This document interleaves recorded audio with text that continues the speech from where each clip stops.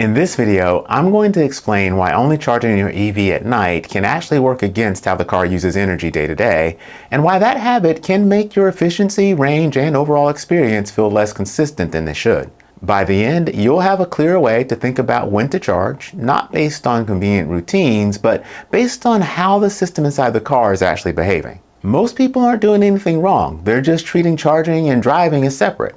In an electric vehicle, those two things are part of the same system, whether you think they are or not. Most EV owners fall into a simple pattern. They get home, plug in, and let the car charge overnight.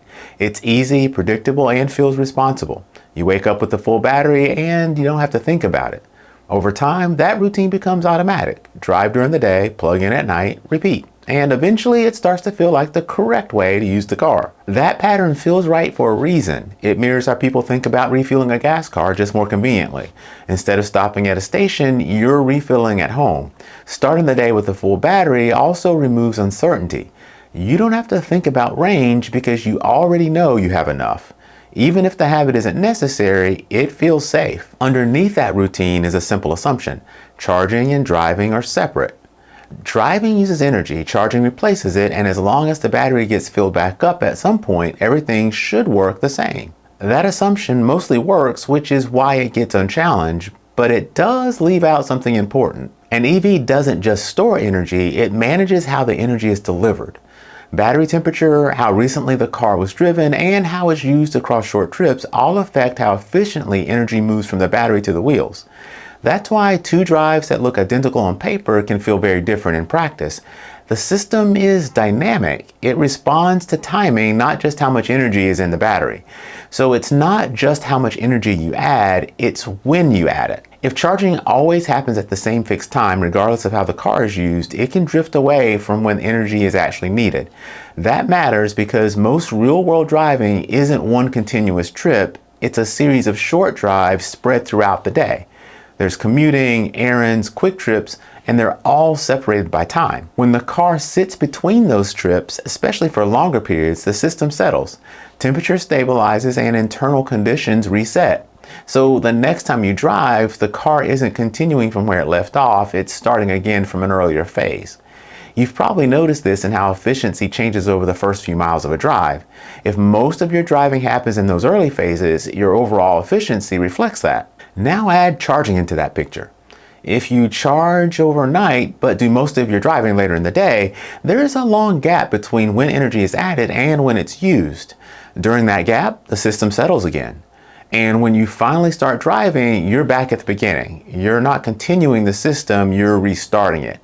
And if your day is already made of short trips, that cycle keeps repeating. Charging, waiting, starting fresh, driving briefly, and then stopping again. Nothing about this feels obviously wrong. The battery is charged and the car works as expected, and there are no warnings or error lights, but instead it shows up as a general sense that something is off. Range feels less predictable and efficiency varies more than expected, while similar days don't produce the same results. Without a clear cause, it's easy to assume that that's just how the car behaves. The issue isn't that charging at night is bad, it's that charging becomes disconnected from usage.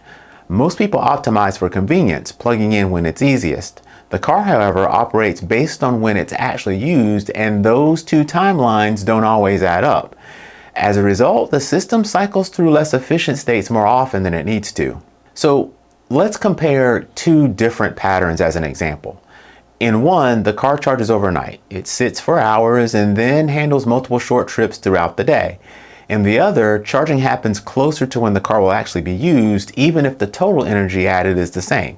So, for example, charging overnight for a car you won't drive until later afternoon creates a very different pattern than charging closer to when you leave. The difference isn't how much charge the battery holds, it's how the system behaves when the energy is used. Over time, that shows up in consistency. This doesn't mean you need to constantly adjust your charging schedule. Most people don't need that level of control, and the car is designed to work well across a range of habits. But if you always default to charging at night without thinking about when you'll actually drive, it's worth recognizing how the habit shapes your experience. A more useful way to think about charging is to see it as part of the same cycle as driving. Instead of asking, when is it easiest to charge, ask, when will this energy be used next? That shift is small, but it changes how the system behaves. When charging and usage are closer together, the system is more likely to stay in a consistent state. This effect shows up most in everyday driving, short trips, frequent stops, and time in between. That's how most people actually use their cars anyway, and it's where small habits make the biggest difference. If you've seen my other videos on short trips or the first few miles of driving, this is the same idea, just from a different angle. Those focused on what happens when you start driving. This one focuses on what happens before that.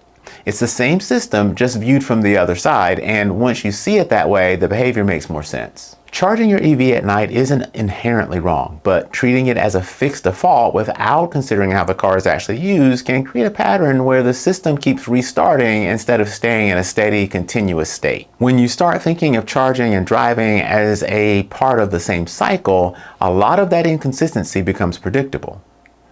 This is Wrench and Reason, where we explain how modern cars actually work. Thanks for watching, and I'll see you in the next episode.